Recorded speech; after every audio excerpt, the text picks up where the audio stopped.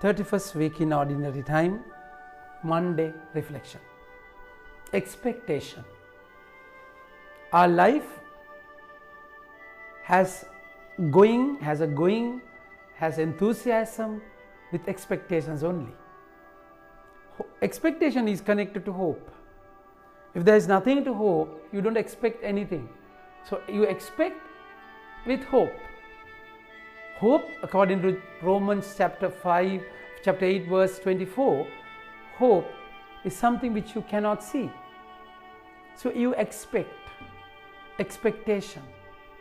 But then at the same time, expectation leads you to sorrow. Expectation leads you to sorrow. Because you expect something and that very expectation makes you sad because you don't get what you are expecting. Beautifully, the gospel speaks about it. At the time Jesus said also to the man who had invited him, when you give a dinner, a banquet, do not invite your friends or your brothers or your relatives or rich neighbors, lest they also invite you in return and you be repaid. So each and every time you do something, there is a subtle expectation. But then that subtle expectation harms the relationship. Sometimes that expectation can be very elusive. It can be an elusive, where you expect too much, where you expect from a person where the person cannot cater to that very expectation. So that's the reason sometimes. So then if without an expectation, you cannot do anything. Without that expectation, you cannot do anything. If you expect only something, you do that very thing. But then from whom you expect and what you expect is the problem. If you expect from the person whom you are giving and what you expect in return, that expectation, you have to be mindful about it. That's exactly why, my dear friends, you have to be careful. So if you prepare a dinner to a wealthy person, he will give it back. So you don't get anything in return because you are repaid. But then there lies another expectation, hidden expectation, where the Lord is saying you expect something in return after this death, after this life, after death. So we live in that expectation. So that expectation is a promise. That expectation will definitely happen, will be fulfilled in your life. So for that expectation, you have to let go of your worldly expectation. You expect people to smile back, talk back, expect people to give you gifts, not material though. You expect people to in their own way, but that expectation blocks your expectation, what is due in heaven.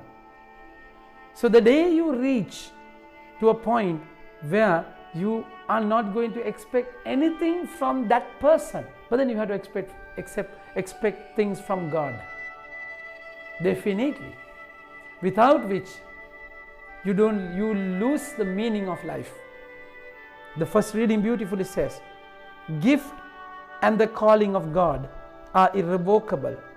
For just as you were at one time disobedient to God, but now have received mercy because of their disobedience, so they too have now been disobedient, in order that by the mercy shown to you, they also may now receive mercy.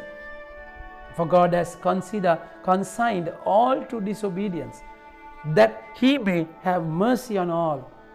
Or the depth of riches, the wisdom of knowledge of God, how unsearchable are his judgments, and how inscrutable his ways. For who has known the mind of the Lord, who has been his counselor, or who has given the gift to him that he might be repaid? For from him and through him and to him all things, to him glory and amen, the word says.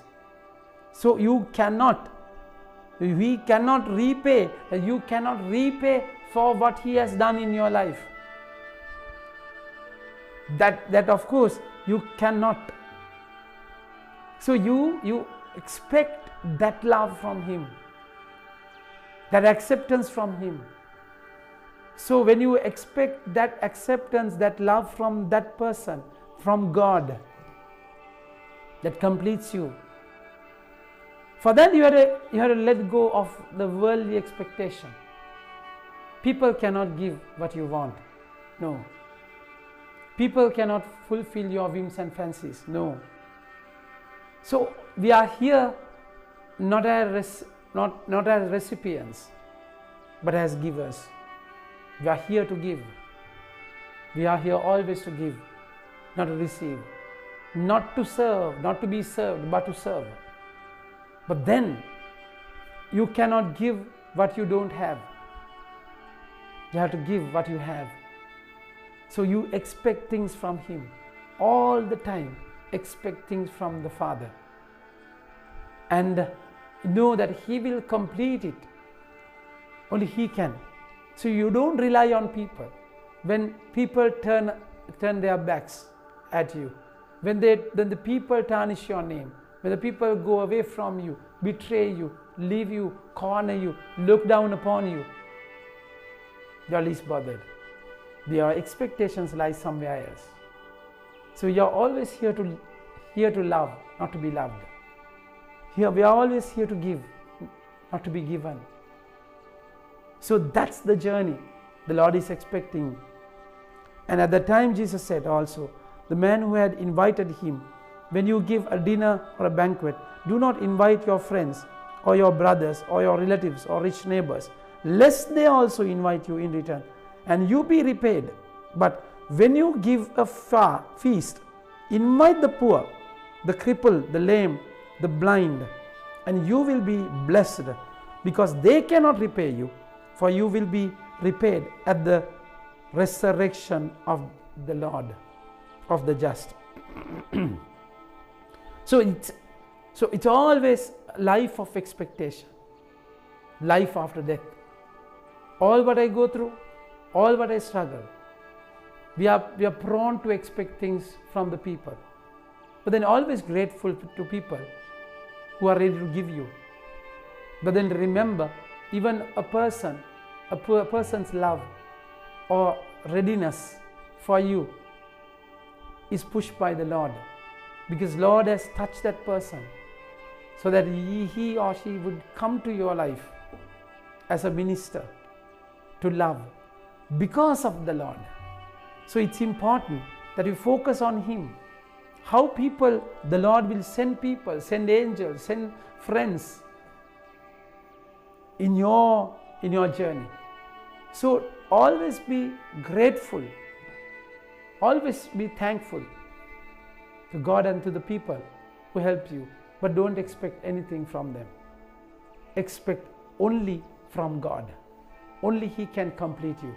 So the more you expect things from God, you are free, you are least shaken, you are least disturbed, because you expect things from him, not limited persons like people.